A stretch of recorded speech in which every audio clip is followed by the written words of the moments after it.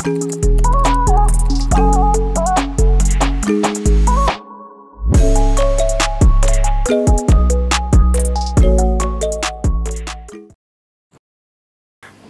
pun, salam sehat. Pemirsa, senang sekali kita berjumpa lagi di podcast Rumah Sakit Advent Bandar Lampung. Satu program yang senantiasa hadir untuk memberikan informasi dan edukasi seputar dunia kesehatan. Baik, pada podcast kali ini kita akan kembali membahas terkait dengan masalah kehamilan. Untuk itu telah hadir bersama dengan kita seorang narasumber. Beliau merupakan praktisi kesehatan dan merupakan staf medis di Rumah Sakit Advent. Baik dokter, apa kabar? Alhamdulillah sehat. Baik, terima kasih ya dok sudah menyempatkan waktu hadir pada hari ini. Dan hari ini dok, kita akan membahas terkait tentang perdarahan dalam kehamilan. Seperti yang saya sudah sebutkan di awal tadi, kehamilan itu merupakan satu momen yang membahagiakan tetapi juga bisa berubah menjadi sesuatu yang mengkhawatirkan bila terjadi hal-hal yang tidak diinginkan. Nah dok, banyak kan kasus yang ditemui di masyarakat, pasien itu tiba-tiba mengalami perdarahan. Baik itu masih kandungannya masih muda ataupun kandungannya sudah menginjak trimester kedua atau ketiga. Sebenarnya apa sih dok penyebab dari terjadinya perdarahan dalam kehamilan? Oke, terima kasih Mbak Intan. Jadi mungkin kita bahas soal kehamilan dulu.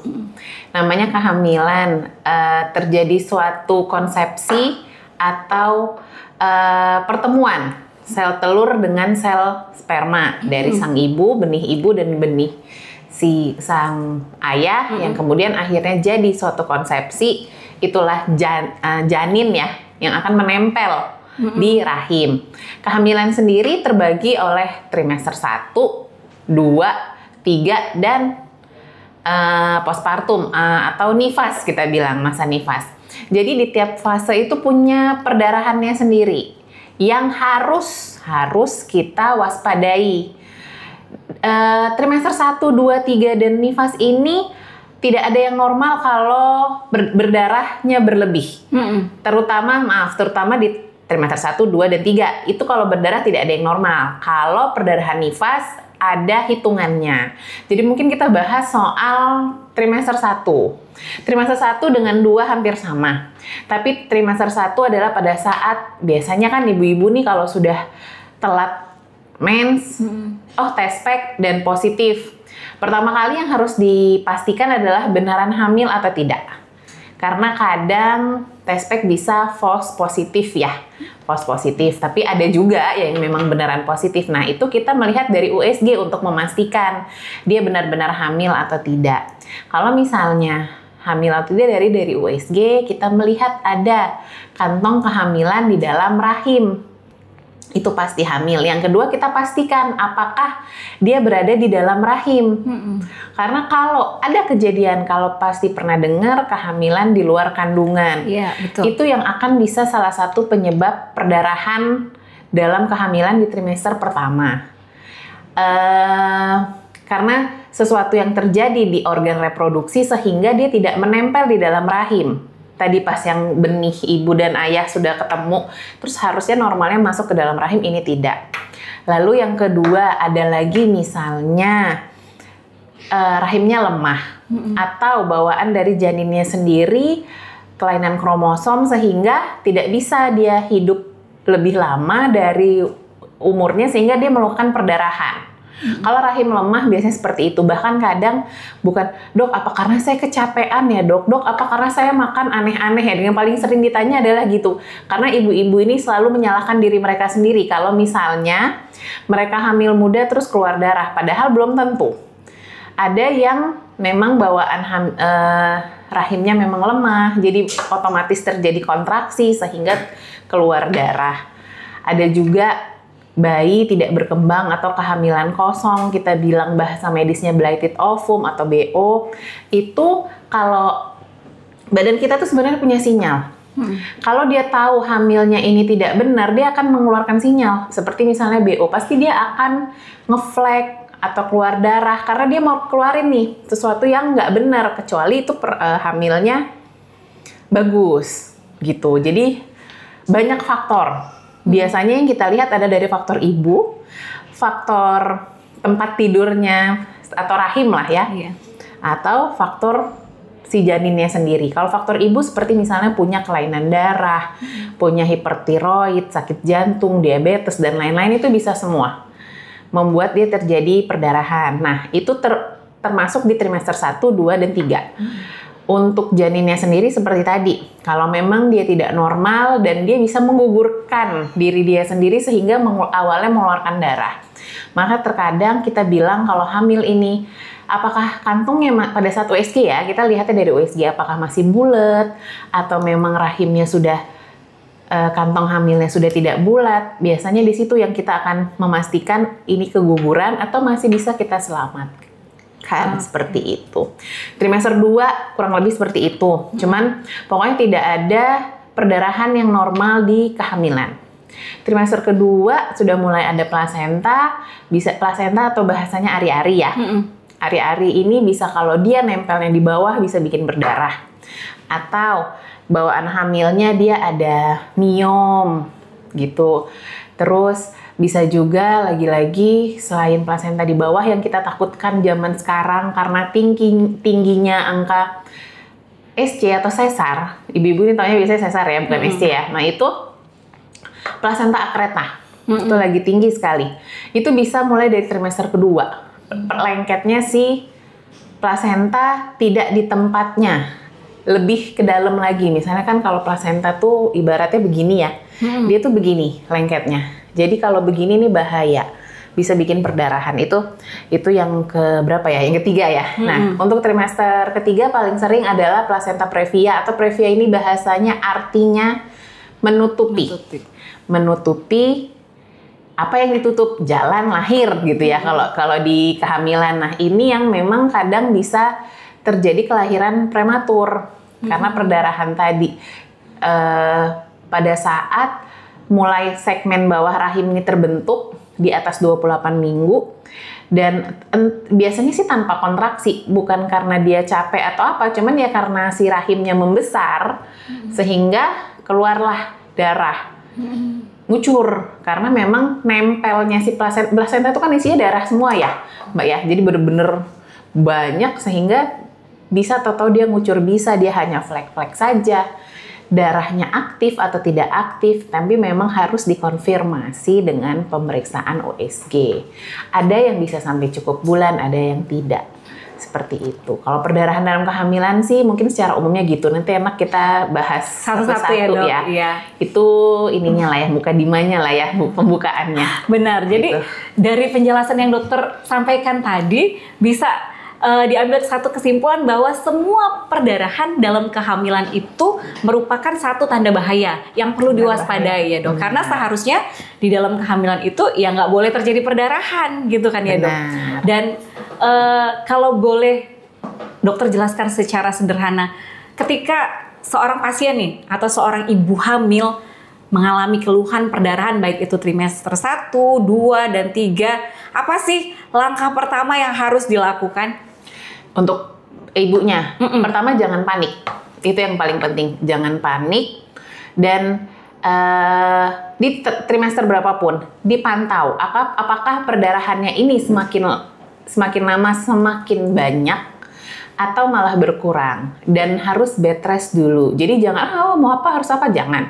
Jadi kita istirahat, jangan panik, boleh pantau dulu nih kira-kira nih keluar darah seperti apa. Makanya kadang saya suka tanya sama pasien, perdarahannya sebanyak apa Bu? Setetes, 2 tetes, terus darahnya flek ya, sesendok, 2 sendok, segelas, seperti itu. Jadi kan kadang dia bisa mengkira-kira nih gitu. Jadi ya kalau memang ternyata makin banyak, langsung ke rumah sakit atau ke bidan terdekat, dokter terdekat boleh.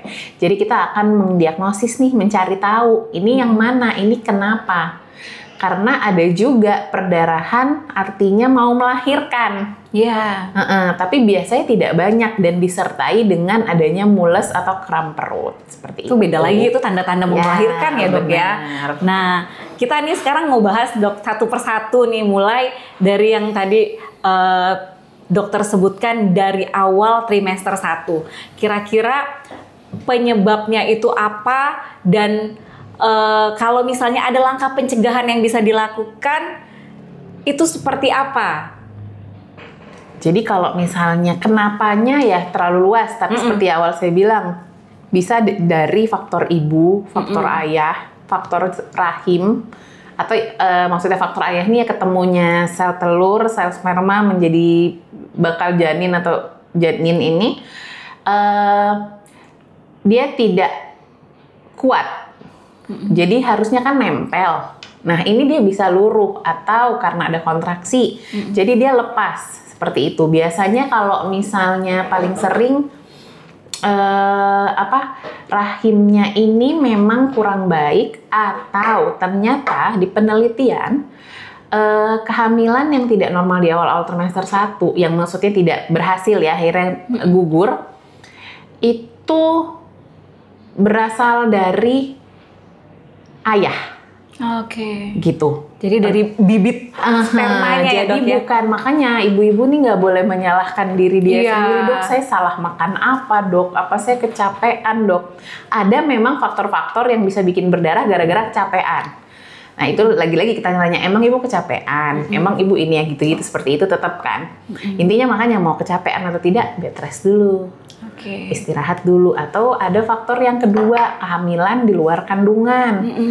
Karena namanya tidak di dalam kandungan, dia nempelnya tidak di tempatnya, sehingga dia organ itu kan harusnya tidak membesar. Yang hanya bisa membesar adalah rahim, yang bisa diisi, membesar dengan segala macam oksigen, bisa bayi ini hidup. Memang tempat yang layak untuk bayi berkembang ya dok ya? Kalau di tempat tidak di situ ya udah pasti akan ujung-ujungnya berdarah, ya keluar darah. Nah itu kan makanya dari awal memastikan hamil benar atau tidak dan dalam rahim atau enggak, seperti itu. Baik dok, nih berbicara tentang perdarahan pada kehamilan muda, saya tertarik nih dok untuk bertanya tentang apa sih yang dimaksud dengan keguguran? Karena kalau masyarakat awam kan dok, taunya kalau sudah mengalami perdarahan di kehamilan muda, oh itu keguguran. Nah dari medis sendiri, gimana sih penjelasan dokter tentang keguguran ini atau abortus ya dok? Ya benar, jadi kalau keguguran itu bahasa medisnya abortus ya. Ini kita agak kuliah dikit. Jadi kalau abortus tuh ada beberapa macam. Pertama, abortus komplit artinya benar-benar isi kandungan tuh keluar. Tidak perlu kita bersihkan, tidak perlu kita apa-apakan. Nah yang kedua adalah incomplete, ini yang paling sering.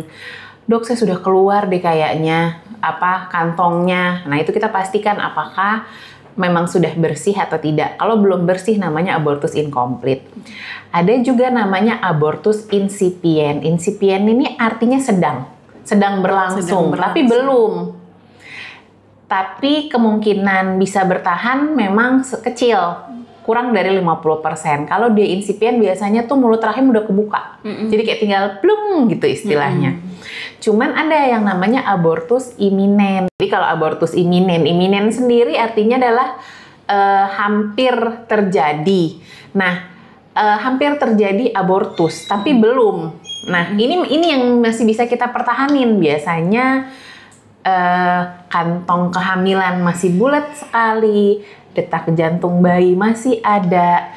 Jadi, tapi ya itu terjadi perdarahan gitu loh Mbak Intan. Jadi, tapi memang kalau dia tidak bed rest, dia tidak minum penguat, bisa jadi incipient sehingga bisa jadi incomplete atau complete. Cuman kalau masih iminen, makanya tiap kehamilan terutama trimester 1 dengan perdarahan, mau sedikit mau banyak harus kita USG. Karena ini kan hamilnya masih kecil sekali, belum bisa merasakan gerakan dan lain-lain. Cuman memang yang paling penting tidak boleh panik.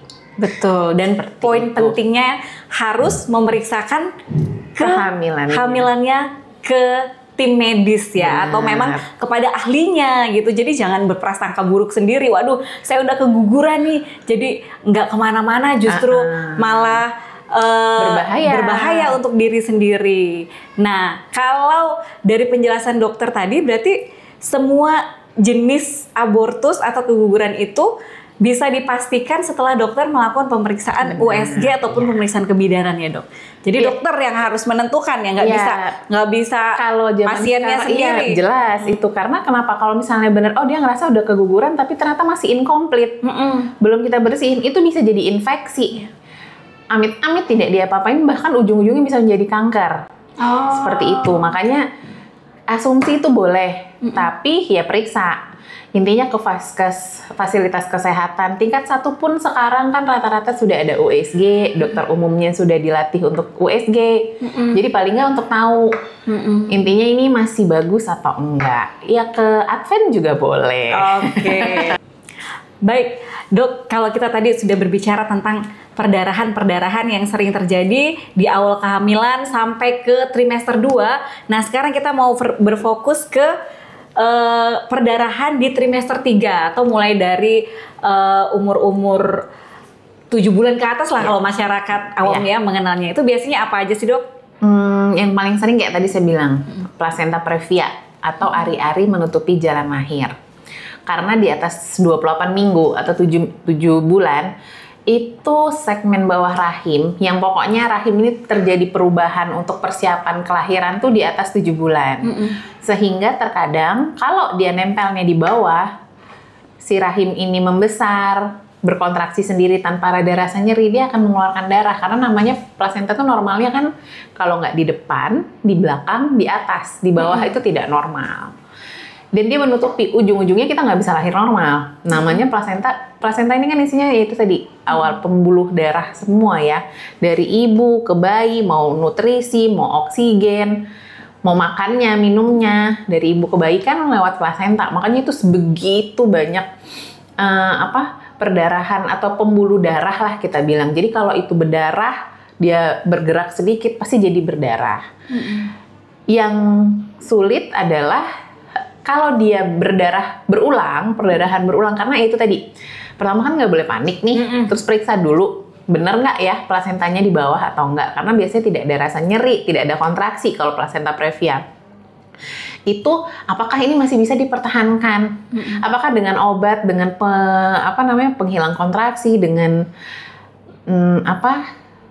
tokolitik itu bahasanya penghilang kontraksi, dan pokoknya obat-obatan yang untuk tidak terjadi perdarahan, itu bisa nggak menghentikan perdarahannya. Dan yang terakhir adalah bed rest total.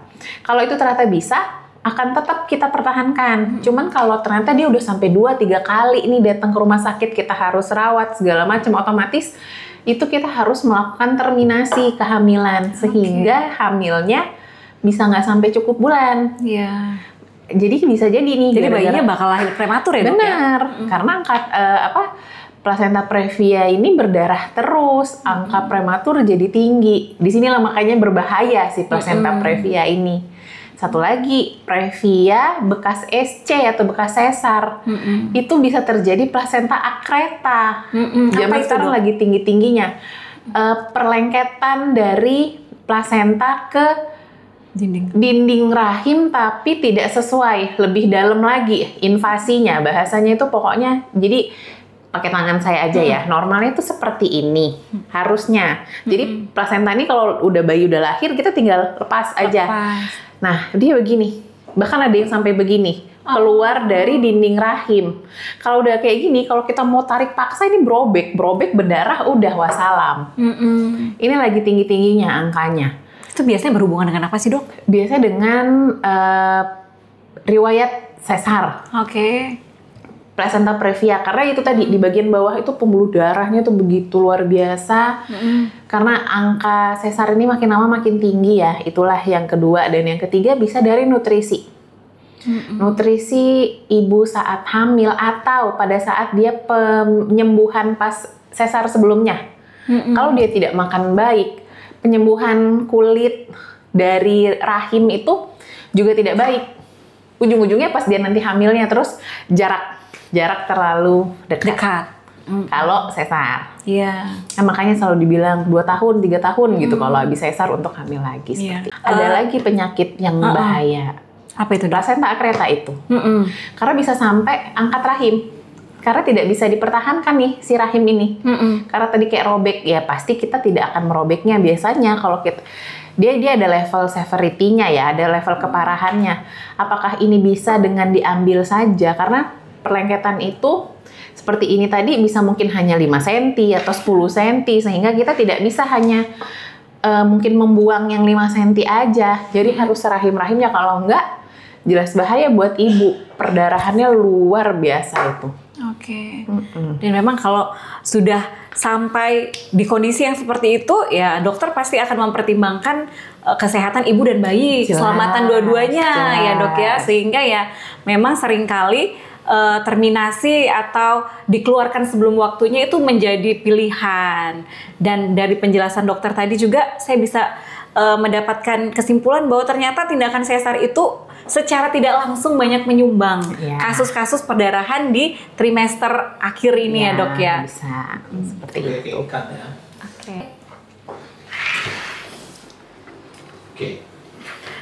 Oke, kita lanjut dok. Selain dari placenta previa, placenta akreta, apalagi sih dok biasanya penyebab perdarahan di trimester yang ketiga? Jadi ada yang namanya solusio placenta. Solusio placenta itu lepasnya si placenta atau ari-ari sebelum waktunya. Waktunya itu adalah bayi lahir, placenta lepas, lahir dia kemudian. Nah, yang ini bayi masih di dalam, placentanya ikut lepas duluan. Sedangkan bayi masih di dalam. Ini bisa menyebabkan kematian bayi. Kenapa sih? Itu bisa gara-gara darah tinggi. Ibu-ibu zaman sekarang udah paham apa itu PEB atau preeklamsia. Nah itu kalau tensi tinggi itu kita harus kontrol tensinya.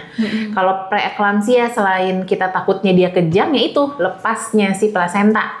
Atau terjadi trauma, kecelakaan. Oke, jatuh, benturan ya dok ya. Seperti itu sih yang paling sering. Makanya jadi itu bahaya karena si bayi masih di dalam. Dan itu sangat sedikit waktunya. Kadang pun kalau tidak USG, solusio itu susah untuk dinilai. Secara klinis kita bisa, tapi pastinya harus dari si USG gitu. Oke, baik. Dari perbincangan kita hari ini dok, kira-kira dari semua nih, tadi hal-hal yang bisa menyebabkan perdarahan mulai dari awal kehamilan sampai akhir kehamilan, itu ada nggak sih kira-kira yang bisa kita lakukan untuk melakukan pencegahan supaya ini tidak terjadi? Intinya kalau hamil itu harus periksa terus. Makanya paling baik adalah tiap bulan. Jadi di saat sebelum terjadi sesuatu kita sudah bisa mencegah seperti itu. Karena ya kan sekarang sudah banyak sih fasilitas kesehatan di mana-mana gitu. Bisa di klinik, bisa di puskesmas atau langsung ke rumah sakit untuk melakukan pemeriksaan kehamilan gitu. Karena kehamilan ini kan sesuatu anugerah. Makanya saya pengen jadi SPOG itu karena pasien datang ke kita tuh bukan karena sakit. Betul. Tapi karena hamil yang akan bikin bahagia begitu keluar dari rumah sakit kan, seperti itu. Jadi makanya anugerah yang memang harus dijaga. Cara jaganya gimana? Iya berobat. Atau kontrol kehamilannya di bidan boleh, dokter spesialis. Jadi pasti akan memberikan yang terbaik nih. Vitamin yang cukup, makan yang baik, dan aktivitas yang baik seperti itu. Oke, terima kasih banyak dok. Hari ini kita sudah berbincang-bincang banyak sekali terkait dengan perdarahan dalam kehamilan. Ya, kita sangat berharap semoga apa yang sudah kita bahas hari ini bisa bermanfaat untuk pemirsa semua yang menyaksikan podcast ini, dan tentunya dengan kita bisa mengetahui, kita juga bisa melakukan tindakan-tindakan pencegahan. Dan sekali lagi pemirsa, dokter tadi mengatakan bahwa kehamilan itu merupakan satu kebahagiaan, tetapi akan ada tanda-tanda bahaya yang senantiasa mengintai. Untuk itu harus rajin memeriksakan kehamilan Anda. Dan apabila terjadi hal-hal yang tidak diinginkan atau di luar normal, cepat-cepatlah untuk datang ke fasilitas kesehatan. Baik dok, menutup podcast kita, bolehkah dokter memberikan closing statement kepada pemirsa hari ini terkait dengan pembahasan hari ini? Tiap kehamilan adalah suatu anugerah yang Tuhan berikan kepada kita. Jika kita mengalami suatu perdarahan, mau di trimester 1, 2, 3, jangan panik. Intinya jangan panik. Lakukan pemeriksaan, mungkin sebelumnya adalah istirahat dulu, pantau dulu apakah darahnya banyak atau sedikit, apakah semakin banyak atau berkurang. Kalau memang semakin banyak, silahkan langsung ke fasilitas kesehatan terdekat sehingga kita bisa memeriksakan apakah ini sesuatu yang sangat bahaya atau masih bisa kita perbaiki atau kita pertahankan seperti itu. Baik pemirsa, sampai di sini kebersamaan kita di podcast kali ini. Terima kasih banyak dokter sudah berbagi banyak hal-hal yang bermanfaat hari ini. Kita berharap semoga tayangan kita hari ini dapat mengedukasi para pemirsa dan tentunya bisa bermanfaat bagi masyarakat luas. Dan pemirsa, jangan lupa untuk memberikan subscribe, like, dan komen agar Anda tidak tertinggal informasi dan edukasi selanjutnya. Dan juga mari kita men-share program ini agar lebih banyak lagi masyarakat dapat mengetahui tentang informasi kesehatan yang kami bagikan. Baik pemirsa, akhir kata saya Intan Rimasari dan Dr. Sarlita SPOG mohon undur diri dan kita akan berjumpa di tayangan edukasi kesehatan selanjutnya. Salam sehat.